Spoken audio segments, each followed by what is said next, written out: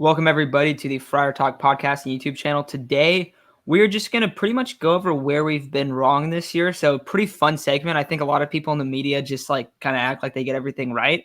And we have definitely had some misses. So, I think the two big ones, and if you click this video, you saw them on the thumbnail, Tommy Pham and Blake Snell. I think those are the two that we were really off on. For Pham, it was mostly he was slumping, and we did not think he was going to turn it around. So all the credit to him, but we were definitely wrong on Tommy Pham. And then Blake Snell, we thought Blake Snell was going to be that ace coming into this season. And we have since then kind of changed our expectations for him moving forward. A guy that's probably going to be high threes, low fours ERA kind of guy, not that true ace caliber pitcher that we once thought he would be. That's kind of where we're at him now. But going into the year, we had huge expectations. And I think we just kind of expected him to be a little bit better than we should have going into this year. If you look at his career numbers outside of that Cy Young year, he's not a bad pitcher by any means, but he's definitely a guy that I think that we at least gave him maybe a little bit too much credit through his career numbers. And I think since then we've kind of come down a little bit on him. Not to say that he won't be an impactful player, especially in the playoffs. Definitely can, and just came off one of his best outings of the year. So we're looking forward to these guys, but I think these are the two spots where we were really off on. But Chase, what are your thoughts on those guys? Yeah, I remember at one point, I think all of San Diego had pitchforks and torches ready to just march down Gaslamp to the stadium to get rid of Tommy because it was bad. He was like hitting under 200. He was having a lot of defensive miscues. He was just a very angry person. The whole thing with Kim made it worse. It was just like everybody was upset at Tommy Pham, and he's really turned it around and shown that he can be that clubhouse guy. He pulls over for kids to give autographs and stuff like that. He is a good guy. He's turning it around. He's hitting the hell out of the ball recently, so can't be upset there. He gets on base at a high clip like his career averages show. Then Blake Snell.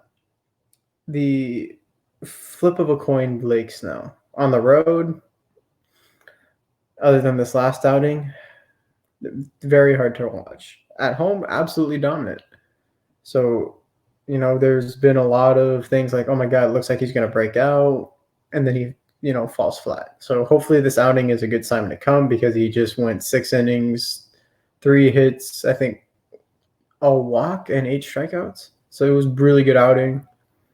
And hopefully, we get to continue to see this Blake Snell both on the road and at home, because if he's just like this and continues off the rest of the season, then we have such high hopes going into playoffs that we get the Blake Snell that we traded for and paid the price for, because this is the Blake Snell that we need in playoffs and not the one that we've seen earlier in the year.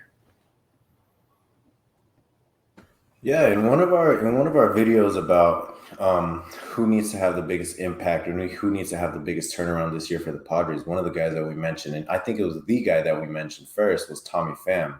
And reason being, last year he came in and everyone expected him to be an on-base machine. And he was hurt for a while, and even when he came back, he had only had a good playoff stretch. Before that, he was kind of cold.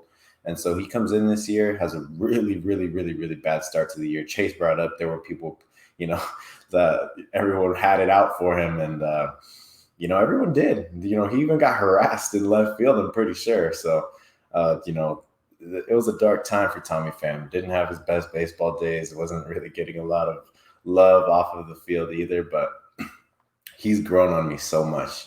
Chase brought up that he pulled over, gave a kid an autograph, and he's done that a couple times. He bought a kid a bat before too at Dick's Sporting Goods, and I forgot where, but it's just so really good to see a turnaround on the field for Tommy Pham, because now he's batting around 260, 270, I believe.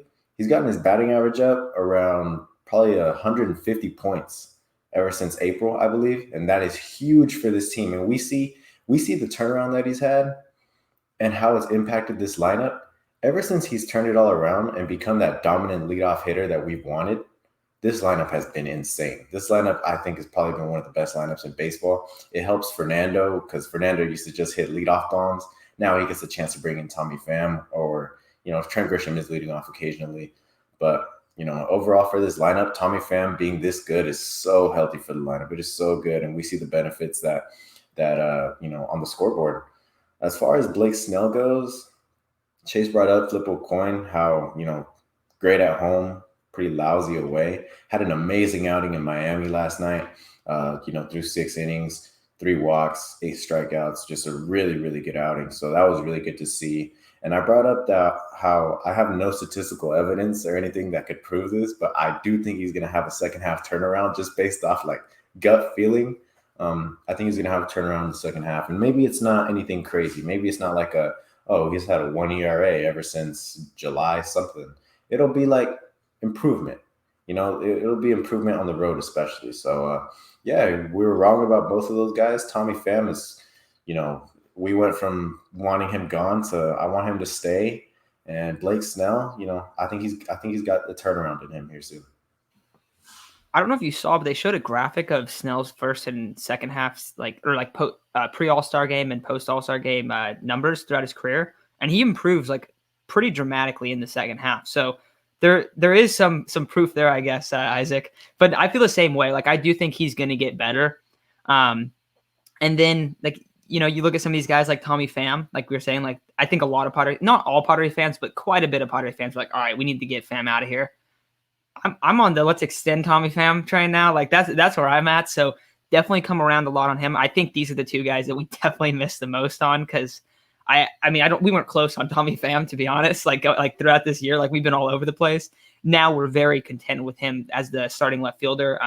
And he's a really important piece of this team. I do think Snell can have some postseason impact, and that would be huge. And that would I would be really happy with that. And I think that's kind of where we're both at. A couple other guys I'll bring up. The bullpen in general. Not to say that we thought the bullpen was going to be bad or anything, but we did have some questions about them coming into the year. They have been way better than I think most people initially thought. And we thought they were going to be good, but they've been great. I know that recently they've slipped up somewhat. They're throwing so many innings. Like that has to be expected at this point. Like people were really upset about Austin Adams yesterday. And like Austin Adams has a 1.5 ERA. Like, yeah, he's been wild, but he's been a dominant relief pitcher for the last 2 months. So like we got to tone it down when people get upset. Like one bad outing for a relief pitcher doesn't mean that we need to DFA him. But I think we have overlooked the bullpen a good amount. Jorge Mateo, me and Chase thought that he could be a serviceable MLB bench piece. Isaac wasn't buying it, but we were wrong on that. And I think the big reason why we've been wrong on that, not even like the bat, like that's been one of the issues. He cannot play in the outfield. Like he has no business playing in the outfield. Like his defense has been pretty horrific out there. So a little bit wrong on that. Jurickson Profar. Now he has been coming around, but we had a little bit higher expectations for him going into this season.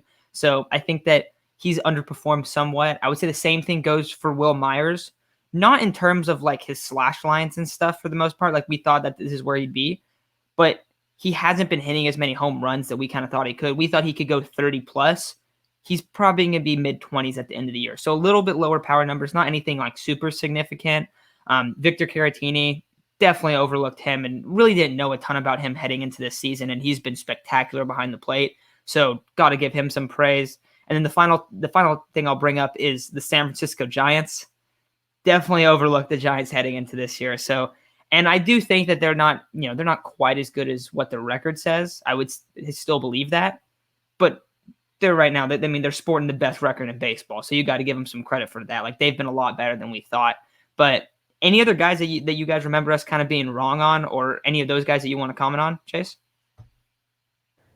Yeah, I remember Ryan talking to us when we were thinking about making this video, and he was like, yeah, maybe we should just delete the Jorge Mateo video because Isaac was the only one that was right, and can't believe we all fell for spring training hype of Jorge Mateo. And the only time he's really like shown out in a game is in absolute blowouts, like 9th inning home runs to make it 24-8, like absolute blowouts. I think at one point when Grish was hurt and Mateo was playing center field, all of us were like, yeah, Mateo just needs to sit on the bench or go to El Paso because we can't have him jumping into the wall, giving up a home run that bounces off his glove. And then, yeah, the bullpen's been fantastic. Yeah, I didn't think the Giants were going to hang on this long. We all thought, the Giants are starting off hot, but you know what? They're going to fall back the second half of the season, and they haven't done that. They just came back against the Dodgers. Jansen blew 2 saves, so, there's hope there. The Dodgers closer is always blowing saves. That helps us a lot, but it doesn't help when the Giants keep furthering their lead from us in the lineup, not the lineup, the standings. I would love to bring up the bullpen right now because, we talk about the most valuable player in the league being Tatis right now.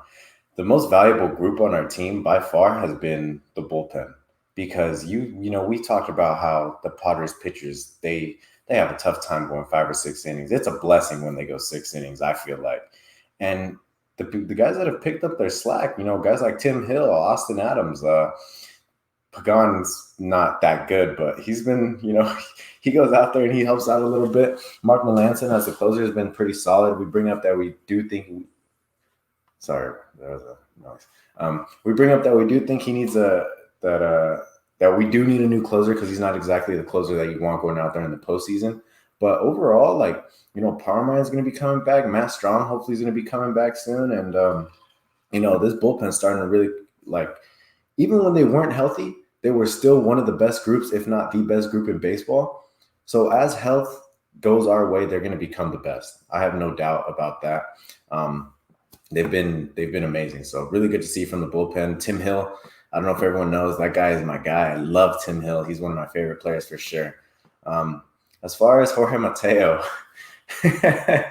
well, it's just a matter of he had good spring training numbers, but just look at his approach, guys. Or anyone watching, that dude swings at literally everything. And I brought it up, he's not a dangerous hitter by any means. So if he were more patient at the plate, the pitchers are going to serve him a meatball. They're not scared of him. And, getting more pitches to hit in your zone, that's obviously more beneficial to you. But he just doesn't do that. He swings at literally everything, and his defense is horrendous. As far as anyone else, though, yeah, Will, his power numbers aren't there, but he's starting to come around, which is really good to see. Jerks and Profar are starting to come around. Hopefully that continues for both of these guys. Yeah, this is a fun segment. And also, if we missed anyone, if you guys completely forgot to mention this guy you were totally wrong about, let us know. I want to hear because, it's just fun. I'm not, and of course, everyone's going to be wrong about analyzing a team. Everyone's wrong. Other fans are wrong. GMs miss.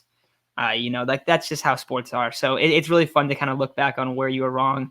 I think the one that I feel like we analyzed the worst was definitely Tommy Pham, because if we would have looked back into his numbers, we could have done a better job of being hey, he should come around. Because we even would talk about oh, he's the unluckiest player in terms of hard hit balls compared to slugging. We would talk about that stuff, but we did not really look into it deep enough, I feel like. And then Blake Snell, probably a little bit similar thing. But these other guys, it's slightly off. And the bullpen has been amazing. That's the stuff we want to be wrong about. We've also said this time and time again on our show, but we want to be wrong about the things that we're not confident in about the Padres. So if we're damn, Tommy Pham is not doing it, and then he starts balling out, that's what we'd rather see. We'd rather be wrong in that situation every single time. Eric Hosmer, we want to be wrong about Eric Hosmer. I promise you guys that.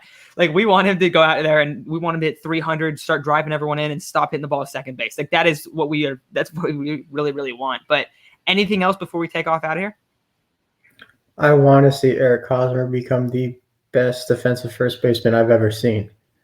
But will that happen? We shall see. I want to see it. I want him to prove me wrong. I don't want to see him, whiff on a ball that Cronenworth throws into the air and comes off his glove. I don't want to see him miss a pick. I don't want to see him flop on the floor for a ground ball next to him that scores 2 runs. I don't want to see that. I'm happy he's coming around with the bat.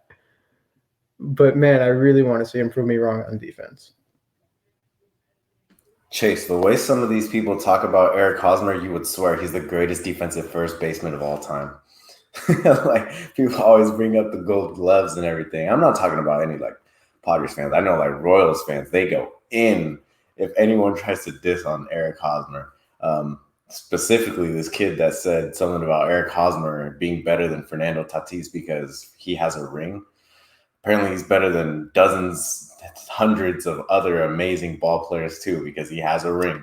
But yeah, I'd love to see Eric Hosmer prove us wrong here soon. So right now, at the plate, sure, he's doing pretty good, but as far as everything else, he's not doing it for us. I don't know if there's any other players I'd like to bring up. This team overall, I know we're third in the NL West, but in any other division, we'd be in first. This team's a really good team, so hopefully they continue this trend. Yeah, I think that's pretty much going to do it. We're not going to do a video of like where we've been right, but I think the one thing that we're probably the happiest about being right on is Joe Musgrove, because we were like, oh, Joe Musgrove can be an ace. Like he can be that dude. He has been slipping of late, but he had a similar kind of slump earlier on in the year and then bounced back from it. That seemed, he's kind of a streaky pitcher. And even when he's like streaky, it's like, oh, he had one bad inning. So I think that he's going to be fine. Also gave us one of the coolest Padres moments, at least that I've seen. So got to love Java Joe and give some love to him because he's been our dude. But I think that's going to do it for today's episode. And please let us know if we missed out on anything else. Also not going to be like, oh, we were wrong about this series. We were wrong. We thought we were going to sweep this team and we got swept. Nothing like that, but more like overall players and how we evaluate or analyze those guys. But really fun episode. Let us know if we missed anything.